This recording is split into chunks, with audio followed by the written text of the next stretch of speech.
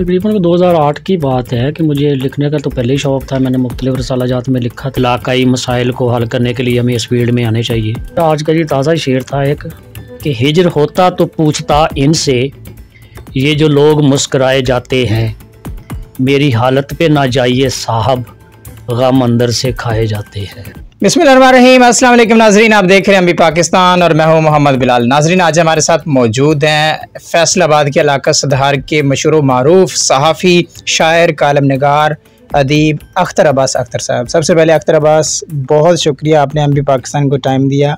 कैसे आप? अल्हम्दुलिल्लाह जी, ठीक, थैंक यू। अख्तर अब्बास, सबसे पहला मेरा आपसे सवाल ये कि आप इलाके में अपनी खिदमत एज अ सहाफ़ी सर अंजाम दे रहे हैं। आपने सहाफ़त कब और क्यों शुरू की? तकरीबन 2008 की बात है कि मुझे लिखने का तो पहले ही शौक़ था। मैंने मुख्तलिफ़ रसालाजात में लिखा था। अल्लाह जन्नत नसीब करे मुकर्रम बिलाई को, उनके साथ दुआ सलाम थी, तो शौक़ पैदा हुआ कि नहीं जी, इलाक़ाई मसाइल को हल करने के लिए हमें इस फील्ड में आने चाहिए। यानी 2008 से प्रोफेशनल मैं सहाफ़त कर रहा हूँ।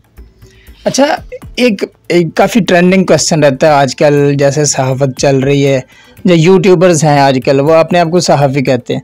असल में सहाफ़त की डेफिनेशन है क्या? सहाफ़त असल में ना, ये अरबी का लफ्ज़ है सहाफ़त, जिसके मतलब है कि किसी भी चीज़ पे तहकीक, इसका आप जरीदा या रसाइल भी कहा जा सकता है। लेकिन असल में अगर इसकी डेफिनेशन की तरफ जाए ना, तो ये है तहकीक। आप किसी भी चीज़ पे तहकीक करके ना उसको सोती या फिर तहरीरी अंदाज में आवाम तक पहुँचाते हैं, जिसको सहाफ़त कहते हैं। अख्तर साहब, आप अपने इलाका सदार में फैसलाबाद में अपनी जो सहाफ़ती खिदमत है सर अंजाम दे रहे हैं, तो क्या क्या मुश्किलात का सामना रहता है? मुश्किलात हर दौर में हर तरह की होती हैं। आपको लोगों के यानी कमेंट्स आपके ख़िलाफ़ होते हैं, जिसके ख़िलाफ़ खबर किसी भी, ये एक अलमिया है, ये सिर्फ सहाफ़त में नहीं है। आप किसी भी शोबे में किसी की तारीफ़ करेंगे तो ज़ाहिर बात है वो आपका साथ देगा। और ये मैं एक छोटी सी आपको मिसाल देता चलूँ कि हज़ूर सल्लल्लाहु अलैहि वसल्लम के साथ जो नाइंसाफ़ियाँ, ये जो उनको मुश्किलात आई थी, क्या उनका कोई किसी के साथ कोई ज़ाती मसला था? ज़ाती नहीं था कि वो अल्लाह का पैगाम पहुँचा रहे थे। जिस चीज़ से फ़र्ज़ करें कि उन्होंने मना किया है शराब, अल्लाह ने कहा कि हराम है, हज़ूर ने पैगाम पहुँचाया है, तो उसके ख़िलाफ़ हो गए। यही सहाफ़त है।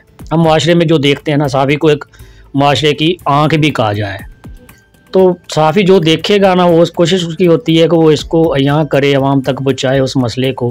तो ज़ाहिर है कि जिसकी कोई भी वीक पॉइंट या उसको करेगा तो उसकी मुखालफत करेगा। मुश्किलात होती रहती हैं, लेकिन मुश्किलात नहीं रहती जब आपका आज़म सच्चा हो। तो कोई ऐसी मुश्किल, जैसे हम एक मिसाल लेते हैं, पाकिस्तान के बड़े मशहूर मारूफ एंकर इकरारुल हसन, वो एक बैनुल-अक़वामी एयरलाइन से लाहौर एयरपोर्ट पर उतरते हैं और वहाँ पे एक ऐसा हो रहा है कि जो नवाबज़ादे हैं या बड़े लेवल के लोग हैं वो अपनी लाइनें तोड़ कर आ रहे हैं।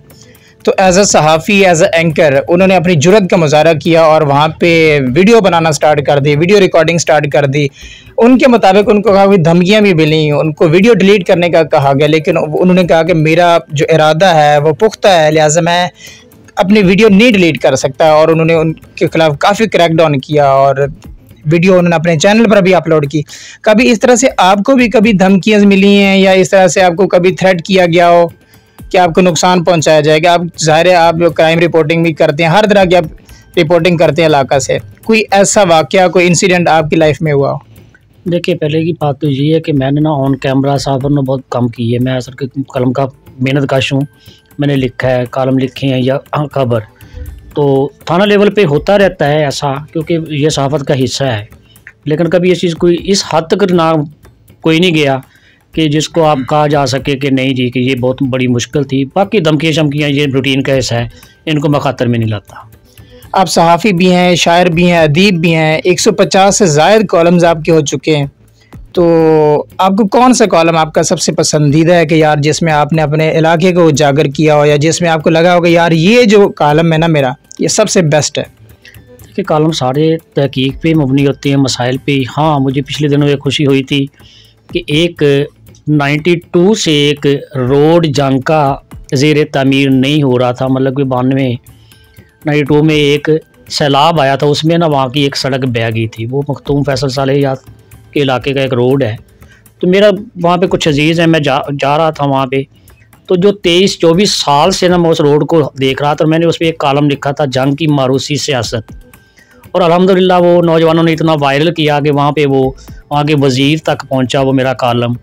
राय तैमूर भट्टी थे जो स्पोर्ट के वज़ीर भी रहे हैं, और उन्होंने उस पर एक्शन लेते हुए वो रोड तमीर किया।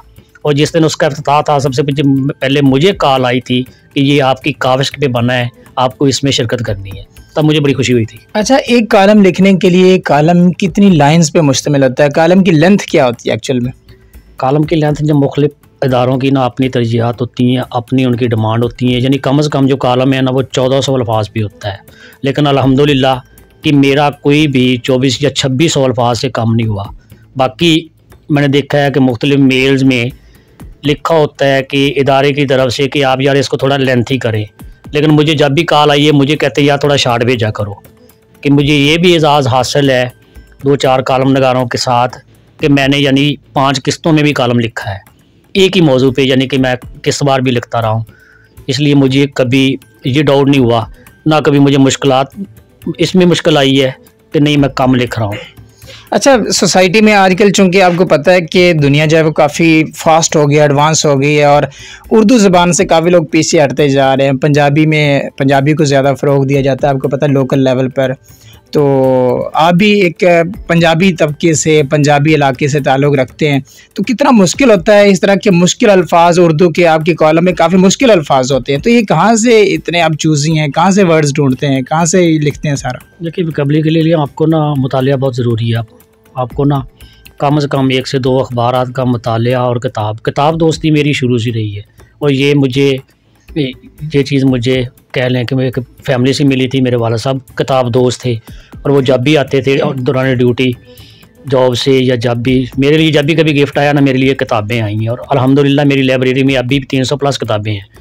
तो इसलिए जब आप वोकैबुलरी आपकी तभी बेहतर हुई जब आप मुतालिया को यकीनी बनाएंगे।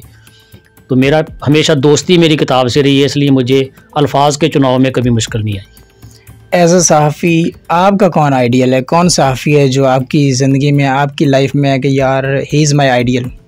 देखिए, मैं मुख्तलिफ हैं। अगर तहकीक पे बात की जाए तो वो चॉइस कुछ अलग होगी। जवेद चौधरी तहकीक के वाले से बहुत हैं, मतलब कि अगर मैं अंदाज़े पे करूं तो मुझे हसन निसार का अंदाज़ बड़ा ज़बरदस्त है कि वो बग़ैर किसी लगी लिपटी के लिखते हैं। मेरी कोशिश भी यही होती है कि किसी भी बात को घुमा फिरा के नहीं, कि वो डायरेक्ट अगले तक पहुंच सके।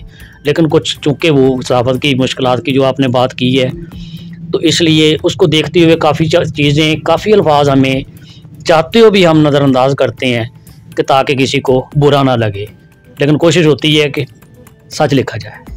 एज़ अ सहाफ़ी मुआशरे में जो आपकी ज़िम्मेदारियाँ हैं वो क्या हैं? किस तरह से मुआशरे को साफ़ किया जा सकता है? जो गंद है मुआशरे में, जो सोसाइटी में, उसको किस तरह से एज़ अ सहाफ़ी किस तरह साफ़ कर सकते हैं आप? देखिए, मेरा आज का कॉलम है ना, कल वो पढ़िएगा, उसमें बहुत सारी चीज़ें हैं कि सारी चीज़ें सहाफ़ी की ज़िम्मेदारी नहीं है। मुआशरे में रहते हुए हर इंसान की, मुसलमान भी बात की बात है, बतौर इंसान हर एक की ज़िम्मेदारी है। अगर आप रोज़ाना अपने ज़मीर से सवाल कर लेना कि मैंने ये गलत किया है, अपने आप को ठीक कर ले, मुआशरा ठीक हो जाएगा। लेकिन अलमिया है कि हम ये कहते हैं कि यहाँ पे जी मनशियात फरोशी हो रही है, पुलिस कुछ नहीं कर रही। जहाँ पे मनशियात फरोशी का धंधा हो रहा है जी, मीडिया खामोश है। ये सारी चीज़ें इदारों ने नहीं करनी, या सहाफ़ी ने सिर्फ उसकी निशानदेही करनी होती है। मेरी ज़िम्मेदारी है कि मैं जो कुछ देखता हूँ उसकी निशानदेही करनी, और बाकी इदारों का काम है उस पर अमल करें। चलें जी, बाकी इदारों का काम है। इदारा जो है वो, हर इदारा जो है वो रिस्पॉन्सिबल है, अपनी अपनी जो उनकी खिदमत है उनको सर अंजाम देनी चाहिए। सहाफ़ी की ज़िम्मेदारी ये है अकॉर्डिंग टू अख्तर साहब की, उसने सिर्फ निशानदेही करनी है, पॉइंट आउट करना है कि कौन से इलाके में, कौन सी जगह पे क्या गलती हो रही है। अख्तर साहब, जाते जाते हमें कोई शेर सुना दें, आप शायर भी हैं, तो कोई शेर सुनाएं जो कि आप मुझे डेडिकेट कर सकते हैं या देखने वाले को डेडिकेट कर सकते हैं। मेरा आज का ये ताज़ा शेर था एक, कि हिजर होता तो पूछता इनसे, ये जो लोग मुस्कराए जाते हैं, मेरी हालत पे ना जाइए साहब, गम अंदर से खाए जाते हैं। कमाल है। देखने वालों को मैसेज दे दें कि यार किस तरह से पाकिस्तान के अंदर एक पॉजिटिव फेस, एक रियल फेस ऑफ पाकिस्तान आप बना सकते हैं खुद को।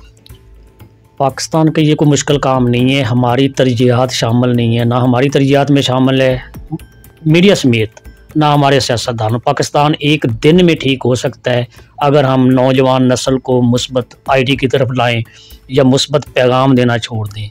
हमने अब तक जो कुछ किया है ना, वो अपने मफादात के लिए किया है। जिस दिन हम मफादात भूल के मुल्क के लिए कुछ करना शुरू कर देंगे, मुल्क खुद ठीक हो जाएगा। MB पाकिस्तान की वीडियोस देखने के लिए हमारा चैनल सब्सक्राइब करें और साथ ही बेल आइकन को दबा दीजिए ताकि आप हमारी हर आने वाली वीडियो से बाखबर रह सकें।